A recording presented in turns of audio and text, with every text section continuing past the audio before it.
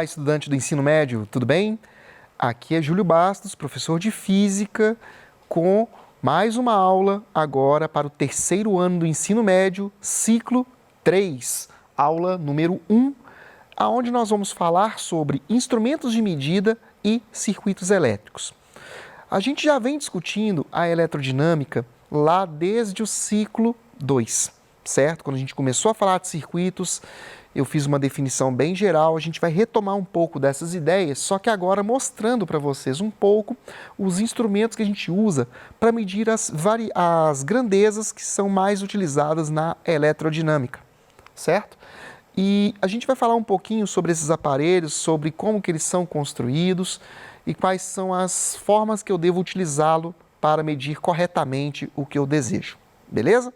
Bom, vou começar falando para vocês sobre os amperímetros. O amperímetro é um instrumento que é usado para medir os amperes, ou seja, medir corrente elétrica. E quando a gente pensa em medir corrente elétrica, é importante deixar claro uma coisa. A gente viu em aulas do ciclo 2 que, quando eu analiso um circuito, eu quero medir a corrente num ponto, eu preciso pegar um ponto onde a corrente seja a mesma que vai estar no dispositivo, certo? Então, para isso, é necessário que o meu amperímetro ele seja conectado em série com o trecho que eu desejo medir a corrente, beleza? Vocês viram no ciclo 2 que, num circuito série, a corrente que passa por todos os elementos será igual. Então, esse é um dos motivos pelo qual o amperímetro precisa ser conectado em série no circuito. O outro motivo está relacionado à própria construção dele, do instrumento. Se trata de um aparelho que tem uma resistência elétrica muito pequena. O ideal é que ela nem tivesse resistência elétrica, fosse igual a zero. E para que tem que ser uma resistência elétrica tão pequena, gente? Para que essa resistência não interfira no circuito em si. Então, se eu colocasse um amperímetro com resistência alta, ele acabaria somando a sua resistência à resistência do circuito. E isso acabaria influenciando na medição da corrente elétrica. Então, é preciso observar esse detalhe da própria construção do aparelho para entender o motivo pelo qual ele é ligado em série. Ele é ligado em série por conta disso, porque ele possui resistência elétrica muito baixa. Se tem resistência muito baixa, ele não vai afetar no valor final da corrente que passa naquele trecho que eu desejo medir corrente elétrica. Ah, Júlio, e se eu ligar um amperímetro em paralelo, o que vai acontecer? Ele vai simplesmente queimar. Só isso. Se você tentar ligar em paralelo, a probabilidade dele queimar é enorme. Tá? Vou falar assim, é enorme mesmo. Por quê? Se eu ligo ele em paralelo, eu vou estar produzindo um curto-circuito praticamente. E dependendo da intensidade, da diferença de potencial do meu circuito, eu vou queimar o equipamento. É bem didático, né, gente? Se você fizer isso errado, vai perder o equipamento. Eu lembro quando eu estudava, lá no ensino médio ainda, já tem bastante tempo, os amperímetros, eles eram de ponteiro, não eram digitais. E aí, o que acontecia? Dentro do aparelho, desses de ponteiro, você tem uma mola que faz ele poder fazer o movimento do ponteiro para lá ou para cá. E se você ligasse um amperímetro em paralelo, ele automaticamente ele tipo quebrava a mola. Então, não funcionava mais, você tinha que realmente substituir o equipamento. Então, gente, no digital isso não acontece. Provavelmente ele vai pifar, mas é mais fácil de arrumar e não é tão caro quanto um multímetro ou um amperímetro analógico. Hoje você compra aparelhos desse tipo, vou mostrar um daqui a pouco, custam menos de R$20. Então é uma coisa que o valor financeiro hoje não é tão grande quanto era, por exemplo, há 25, 30 anos atrás, que aí se você queimasse um amperímetro desse, você estava mais ou menos enrolado, você gastava centenas ou até milhares de reais para poder comprar outro equipamento, né? Bom, então só coloquei aqui rapidinho a característica do amperímetro, resistência elétrica muito baixa, internamente falando, por isso que ele tem que ser ligado em série. É diferente do voltímetro, que eu vou mostrar agora. O voltímetro, ele serve para medir volts, ou seja, medir diferença de potencial. E quando a gente mede diferença de potencial, a gente tem que lembrar lá daquelas teorias dos circuitos que a gente falou no ciclo 2. Aonde que a tensão vai ser a mesma? É no circuito sério ou no paralelo? Perdão, gente, no circuito paralelo, né? Então, esse é um dos motivos pelo qual, ao usar um voltímetro para medir a tensão num ponto do circuito, a gente conecta ele em paralelo com os componentes que eu quero medir. Outro ponto importante para justificar essa conexão em paralelo é o fato de, na sua construção interna, o voltímetro ter uma resistência muito grande. O ideal é que fosse uma resistência infinita. Só que como não tem como ser algo infinito, então algo muito grande já ajuda. Então, ao ligar um componente em paralelo, quando a resistência é muito grande, se eu pego uma coisa muito grande e coloco em paralelo com algo relativamente pequeno, o valor da resistência equivalente ali desse paralelo vai dar praticamente igual à resistência menor. Então, isso também não vai interferir no valor da tensão que está sendo medida no meu circuito, ok? Então, o motivo está aí na questão da resistência interna. E se eu ligar o voltímetro errado, se eu ligar em série, o que vai acontecer? Vai queimar igual ao amperímetro? Graças a Deus não queima nesse caso. Só não vai dar a informação correta, só isso. Não vai queimar, não é tão perigoso quanto ligar um amperímetro em paralelo, mas vai te dar problemas na hora de obter resultados. Beleza?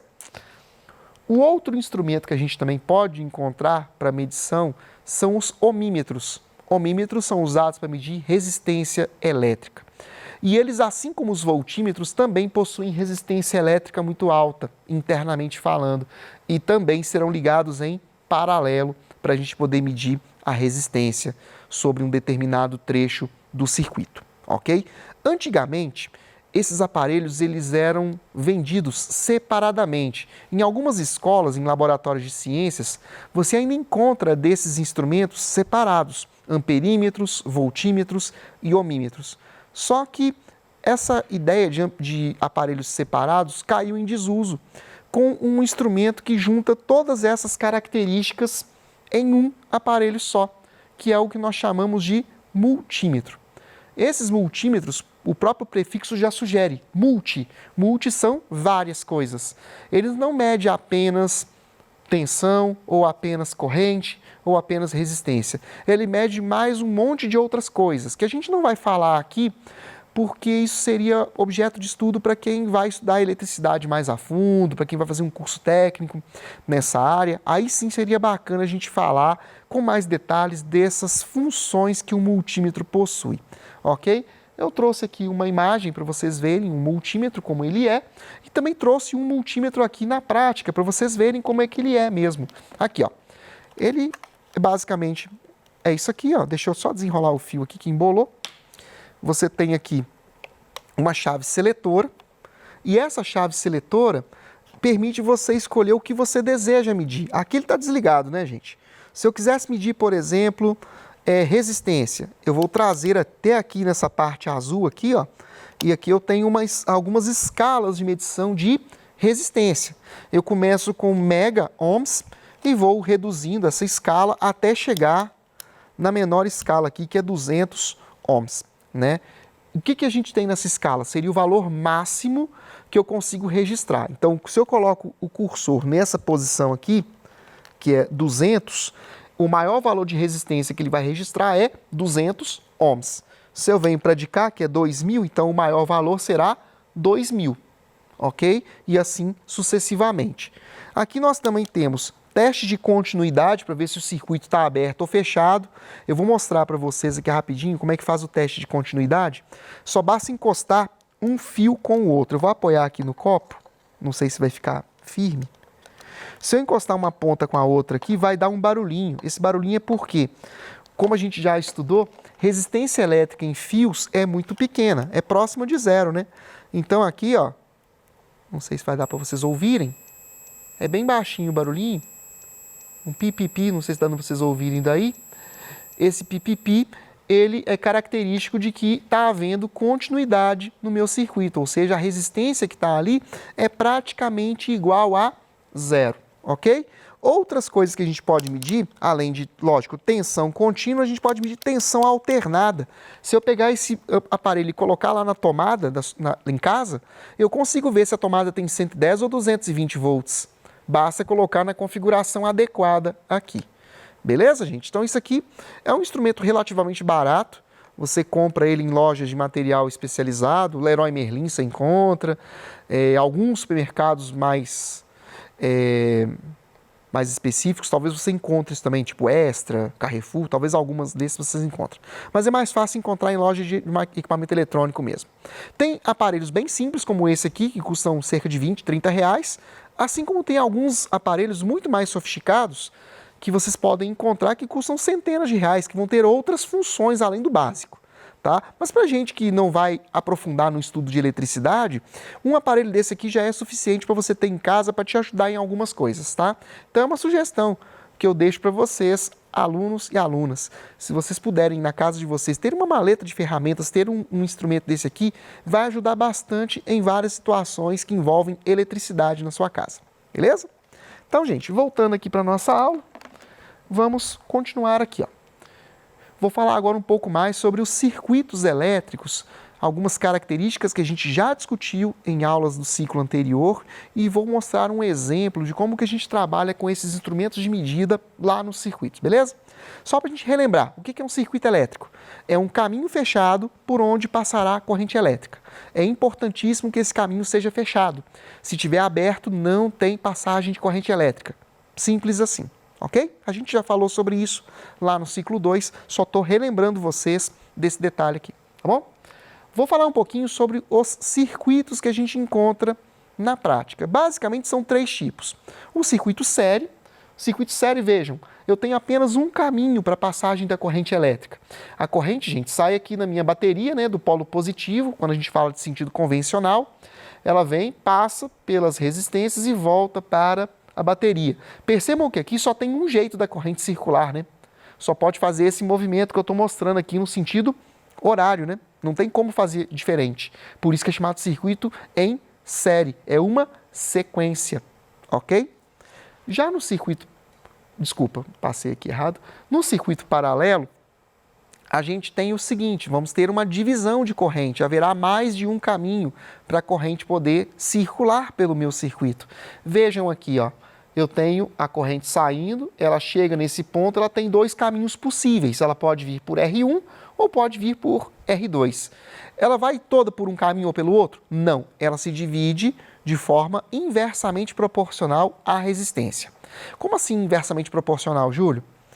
Pensa no seguinte, você vai fazer compras num supermercado e chegou a hora de pagar, vai passar pela fila do caixa.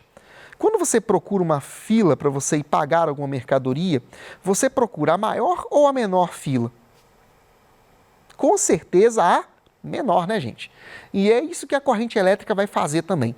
Ela vai ter preferência em passar pelo caminho de menor resistência, beleza? Então, por isso que eu falei ainda há pouco, quando estava discutindo a ideia do amperímetro em paralelo, se você coloca ele em paralelo, ele tem uma resistência praticamente zero, então toda a corrente vai passar por ele, por isso que ele queima, entendeu?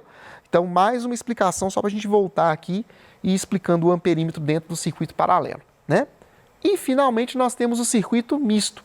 Um circuito misto é aquele que junta características de série e paralelo no mesmo circuito. Então, você vai ter partes que estão em série, partes que estão em paralelo. E como é que você vai resolver circuito misto? Cada um de um jeito bem diferente. Se você sabe as regras do série e do paralelo, é só usá-las com atenção que você resolve qualquer circuito misto. Mesmo circuitos simples ou até circuitos bem complexos, dá para resolver qualquer coisa, tá bom? Gente, para finalizarmos a nossa aula, eu quero mostrar este circuito aqui com os instrumentos que a gente falou mais cedo, como que a gente vai trabalhar com eles. Olha só, eu tenho aqui um circuito com uma fonte, 3 resistências, um voltímetro e um amperímetro ligados adequadamente, ok? Ou seja, o amperímetro está em série com o circuito e o voltímetro está em paralelo aqui com esse resistor de 30 ohms. E aqui eu quero, nesse exercício, fazer o quê? Eu quero descobrir qual é o valor que vai ser registrado no amperímetro e qual valor vai ser registrado no voltímetro.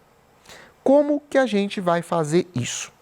Quando a gente vai analisar um circuito que tenha instrumentos de medida, a primeira coisa que a gente vai fazer é retirar esses instrumentos do circuito.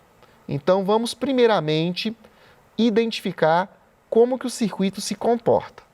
Nesse caso, observem que se eu tirar os 2 instrumentos de medida, eu tenho um circuito série com 3 resistências. Aqui, aqui e aqui. Certo? Então, o que eu tenho que fazer primeiro, gente? Primeira coisa para a gente poder resolver um circuito, desde o mais simples até o mais complexo, é descobrir qual é o caminho que a corrente elétrica fará neste circuito. Nesse caso, lembrando que a corrente sempre sai do polo positivo da bateria em direção ao polo negativo. Então, a minha corrente ela vai sair aqui do polo positivo e vai fazer esse caminho aqui, ó, que eu estou mostrando. Vai fazer isso aqui, certo? Pessoal, nesse caso, quantos caminhos a corrente tem para poder fazer esse percurso? Um apenas, né? Só tem esse caminho aqui, não é?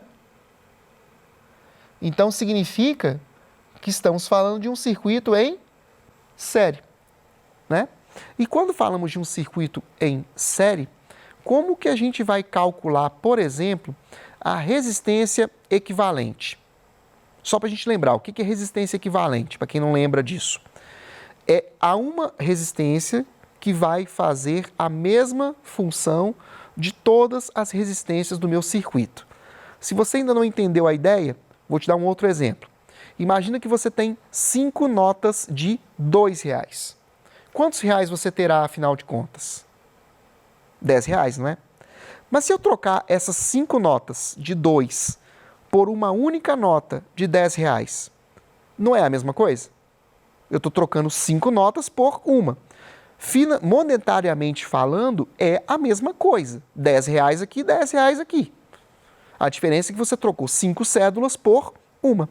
É a mesma coisa que a gente vai fazer aqui quando se calcula resistência equivalente. A gente vai trocar 2, 3, 4, 5 resistências ou mais por uma, que vai fazer a mesma coisa, tá bom? Então, a primeira coisa que eu vou ter que fazer aqui é calcular a resistência equivalente do meu circuito. No caso de um circuito série, a gente vai fazer isso como? Somando as resistências. Então, vai ser 20 mais 30 mais 10, que vai dar 60 ohms, né? Eu vou falar já, vou mostrar a parte matemática. Então, primeira coisa que a gente teria que fazer, como eu expliquei aqui, para a gente poder calcular a corrente que passa pelo amperímetro, é calcular a resistência equivalente. Por que eu preciso calcular isso para chegar na corrente? Gente, o amperímetro não está em série com o circuito? Então, a corrente que passa por ele é a mesma corrente que passa por qualquer parte do meu circuito série. E para isso a gente precisa da resistência equivalente mesmo, não tem outro jeito, tá?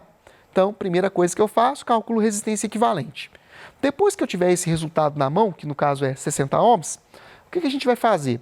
Eu vou aplicar a lei de Ohm, que a gente também já apresentou para vocês lá no ciclo 2. A lei de Ohm é aquela que eu junto os parâmetros da eletroddinâmica. Corrente elétrica, resistência e tensão. Eu rearranjo a expressão para obter a corrente. E posso usar também a lei de Ohm, nesse caso, para calcular qual vai ser a diferença de potencial medida no voltímetro. No caso, eu vou pegar a tensão sobre o resistor de 30 ohms. Então, olha só, eu coloquei todos os cálculos aqui para vocês verem, ó. Resistência equivalente, ó, R1 mais R2 mais R3.